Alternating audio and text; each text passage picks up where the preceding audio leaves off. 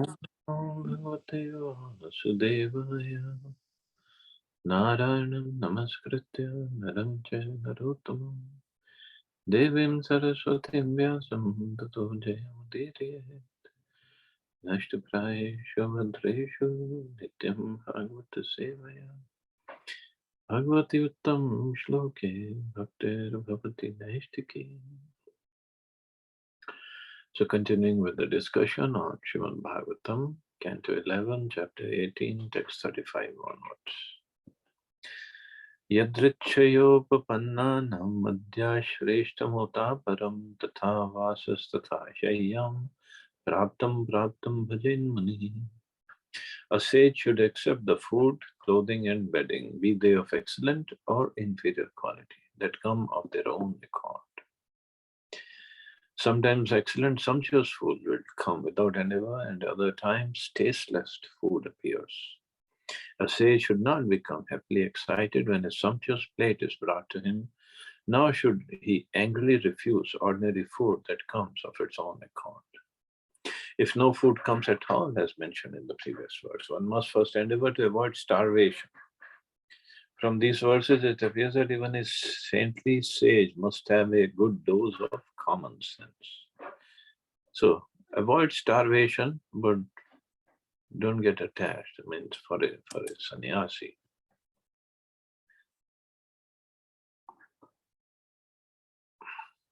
Shochamaachmanam snanam natu chodnaya charit anyasya niyaman gyani yathaham liliyeshwaraha. Just as I, the Supreme Lord, execute regulative duties by my own free will, similarly, one who has realized knowledge of me should maintain general cleanliness, purify his hands with water, take bath, and execute other regulative duties, not by force, but by his own free will. When the Supreme Personality of Godhead descends to the material world, he generally observes the Vedic regulative duties to set a proper example for mankind. The Lord acts by his own free will, since no one can oblige, force, or impel the Supreme Personality of Godhead.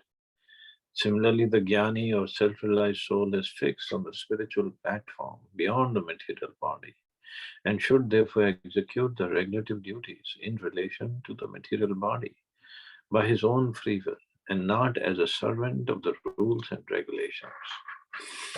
A self-realized soul is a servant of Lord Krishna, not of rules and regulations. Nevertheless, a transcendentalist strictly complies with regular duties for the pleasure of the Supreme Lord.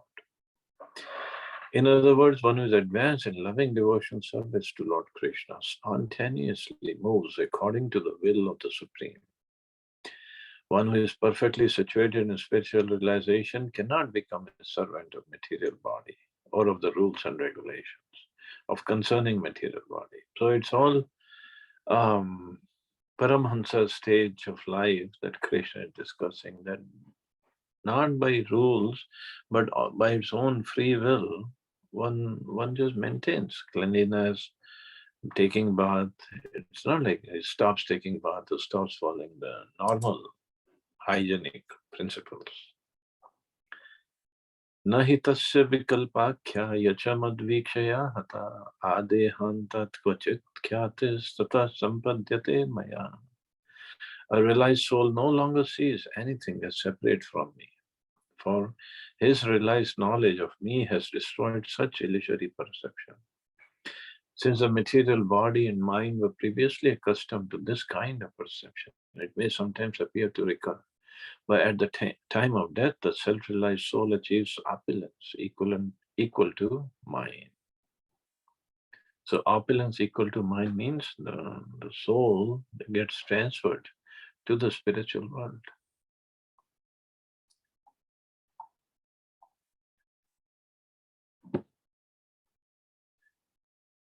Srila Bhaktisiddhanta Saraswati Thakur describes a self-realized devotee as follows. The devotee of the Lord does not see anything as separate from Krishna and does not consider himself to be a permanent resident of the material world. At every moment, the devotee is moved by his desire to serve Lord Krishna. Just as those who are inclined to sense gratification pass their time making arrangements for their enjoyment. Similarly, the devotees are busy throughout the day arranging their devotion service to Lord Krishna. I think we covered this.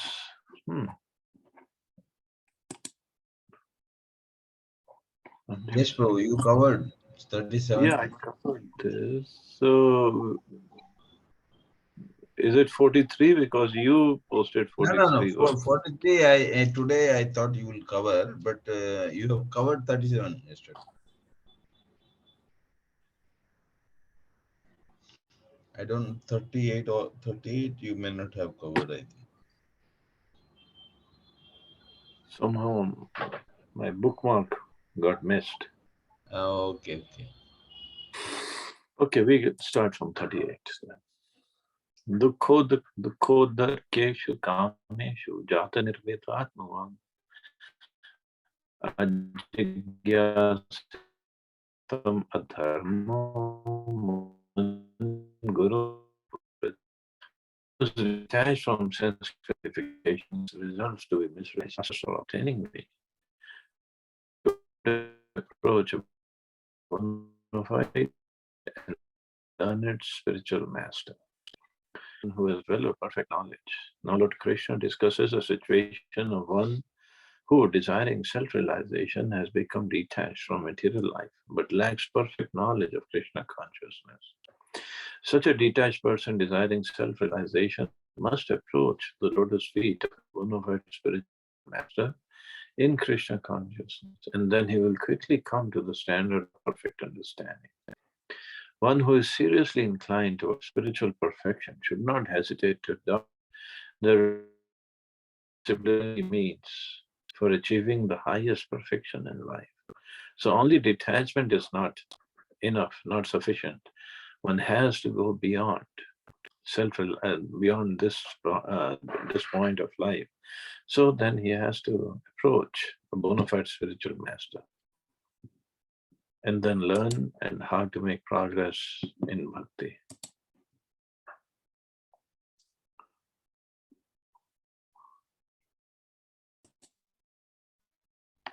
तावत् श्रद्धावान् अनसूयका यावद् ब्रह्म विजानीयान् मामेव गुरुमात्रतः. And the devotee has realized spiritual knowledge, he should continue with great faith and respect, and without envy to render persons non-different from me. As stated by Srila Vishwanath Chakravarti Thakur in his Gurvashtaka prayers, Yasya prasada bhagavad prasada. One receives the mercy of the Supreme Lord through the mercy of the bona fide spiritual master. A devotee who has been blessed by his guru and spiritual knowledge becomes qualified to directly engage in the mission of the Supreme Personality of Godhead. Srila that service to the spiritual master in separation, pushing on the mission of the guru, is the highest form of devotion service. The word paricharet in this verse indicates waiting upon one's master by rendering personal service. In other words, one who has not clearly realized the teachings of his spiritual master should remain very close to the guru to avoid falling down into illusion. But one who has acquired realized knowledge by the mercy of the spiritual master may expand the spiritual master's mission by traveling around the world to preach Krishna consciousness. And Krishna says, render personal service to the Guru who is not different from me. Of course, that we have studied. Guru is not God, but Guru should be given as much respect as God because he's a representative of God. So that way is not different from Krishna. But he's talking about bona fide Guru, not just anybody and everybody. Yastu Sahit Shadvarga Prachandendriya Sarathi Jnana Viragya Rahita Stri Dandam Upajivati Suranatman Atmana Atmanam Asam Nihunute Mam Cha Dharmaha Avipakva Kashayo Asmad Ushamacha Vihiyate. One who has not controlled the 6 forms of illusion, lust, anger, greed, excitement, false pride, and intoxication, whose intelligence, the leader of the senses, is extremely attached to material things, who is bereft of knowledge and detachment, who adopts a sannyas order of life to make a living, who denies the worshipable God, so his own self and the Supreme Lord within himself, thus ruining all religious principles, and who is still infected by material contamination, is deviated and lost both in this life and the next. So, so even though he looks like a sannyasi, he adopted sannyas order of life to make a living, but doesn't follow any other thing, then he's lost. He cannot make progress. Lord Krishna here condemns bogus personalities who adopt the sannyas order of life for sense gratification while still maintaining all the symptoms of gross illusion. A false show of sannyas is never accepted by intelligent followers of Vedic principles. So-called sannyasis who ruin all Vedic religious principles sometimes become famous among foolish persons, but they're simply cheating themselves and their followers. These charlatan sannyasis are never actually engaged in the loving devotion service of Lord Krishna. And what kind of karma they will be generating by cheating, by trying to cheat people, and when they are not at that level. Bhikshur dharma shamo ahimsa tap iksha manokasa grihino bhut rakshedya dvijasya sevanam. The main religious duties of a sannyasi are equanimity and non-violence, whereas for the Vanprasth, austerity and philosophical understanding of the difference between the body and soul are prominent. The main duties of householder are to give shelter to all living entities and perform sacrifices, and the brahmachari is mainly engaged in serving the spiritual master. The brahmachari lives in the ashram of the spiritual master and personally assists the acharya. Householders generally are interested with the performance of sacrifice and deity worship and should provide maintenance for all living entities. The Vanaprastha must clearly understand the difference between body and soul in order to maintain his status of renunciation, and he should also perform austerities. The sannyasi should fully absorb his body, mind, and words in self-realization. Having thus achieved equanimity of mind, he is the best well-wisher of all living entities. So these are the main duties of all sannyasi, vanprasthi, grihastha, and brahmachari are given here. Brahmacharyam tapah shocham santosho bhuta sohritam grihasthesyape harito gantu sarvesham madhupasanam. A householder may approach his wife for sex only at the time prescribed for begetting children. Otherwise, the householder should practice celibacy, austerity, cleanliness of mind and body, satisfaction in its natural position, and friendship toward all living entities. Worship of me is to be practiced by all human beings, regardless of social or occupational divisions. So, Sarvesham Madhupasana, this is the most important thing. Means the devotion service or worship of me. This indicates that all followers of Varnashram system must worship Lord Krishna or risk falling down from their position. Not that we think, oh, deity worship is bogus and Krishna is ultimate, is impersonal, nirakar. No, deity worship is very much expected from all the followers of Varnashram system. As stated in Srimad Bhagavatam, na bhajanti yavajananti sthana. Even though one may be advanced in the performance of Vedic rituals and customs, without worshipping the Supreme Lord, one will certainly fall down.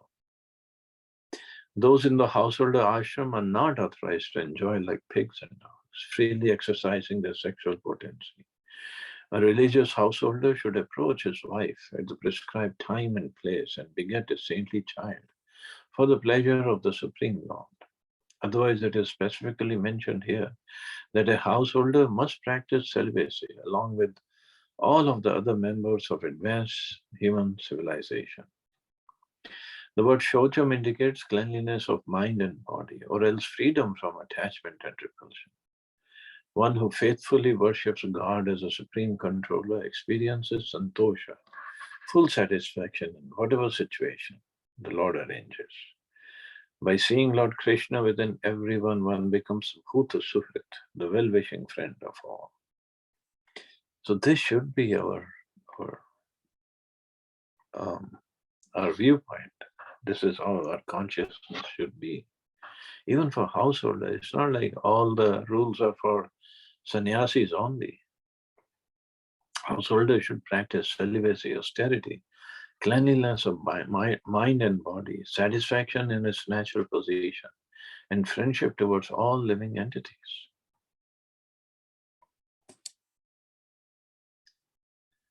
Iti mamya swadharmena bhajena nityam ananya bhak sarvabhuteshu madbhavo madbhaktim vindate dranam. One who worships me by his prescribed duty, having no other object of worship, and who remains conscious of me as present in all living entities, achieves unflinching devotional service unto me. It is clearly explained in this verse that loving devotional service unto Lord Krishna is the ultimate goal of the entire Varnashram system, which the Lord has been elaborately explaining. In any social or occupational division of human society, one must be a devotee of the Supreme Personality of Godhead and worship Him alone. The bona fide spiritual master is the representative of Lord Krishna, and worship of the Acharya goes directly to the lotus feet of the Lord. Although ordinary householders are sometimes ordered by Vedic injunctions to worship particular demigods or forefathers, one should remember that Lord Krishna is within all living entities. So worship of Krishna, devotional service unto Krishna, is a prime duty of everybody. Those persons dealing with different demigods in the course of their Varnashram duty should similarly see the Lord as the basis of everything. They should concentrate on pleasing the Supreme Lord by all activities. This stage of life is called love of God, and it brings one to the point of actual liberation.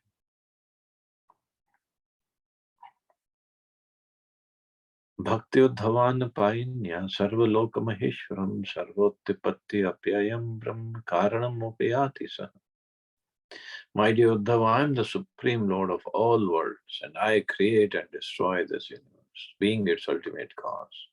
I am thus the absolute truth, and one who worships me with unfailing devotional service comes to me.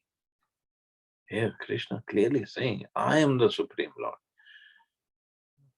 What other description or evidence one wants, one needs? I create and destroy this universe. Uddhavji was afraid, or he was concerned that Krishna's Yaduvansh has gone back and now Krishna will go back. Krishna, I create and destroy the whole universe. I am the absolute truth. That is more important than just seeing my some pastimes and getting disturbed. Lord Krishna is understood in three features as impersonal Brahman, localized Paramatma, and ultimately the Supreme Personality of Godhead, Shri Krishna, the source of everything.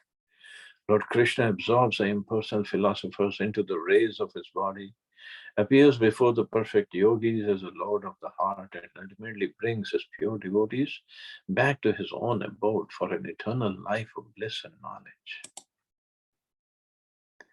Iti swadharmana nirnikta sattva nirgyatam gati jnana vijnana sampanno na chirat samupayati mam.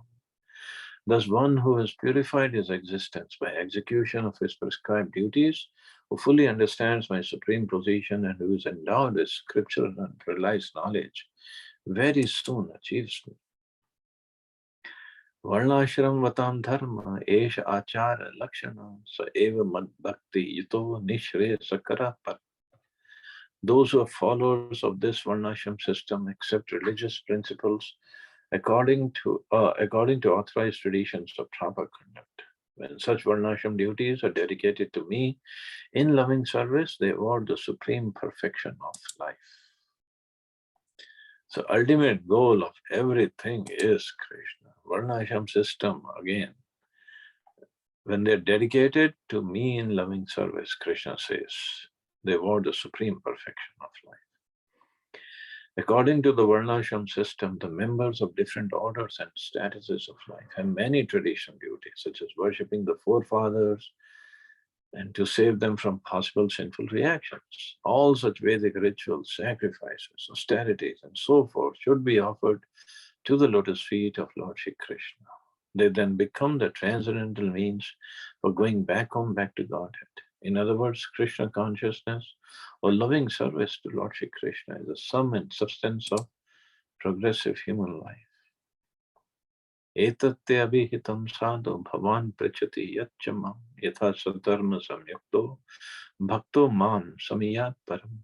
My dear saintly Uddhav, I have now described to you, just as you inquired, the means by which my devotee, perfectly engaged in his prescribed duty, can come back to me, the Supreme Personality of Godhead. So thus ends the purport to 11th canto, 18th chapter of Srimad Bhagavatam, entitled Description of Varnashram Dharma. So we'll stop here. Tomorrow and day after, I have programs in the evening, so I won't be able to take the class or give the class. Next class will be on Monday. So let's see anybody has any questions or comments.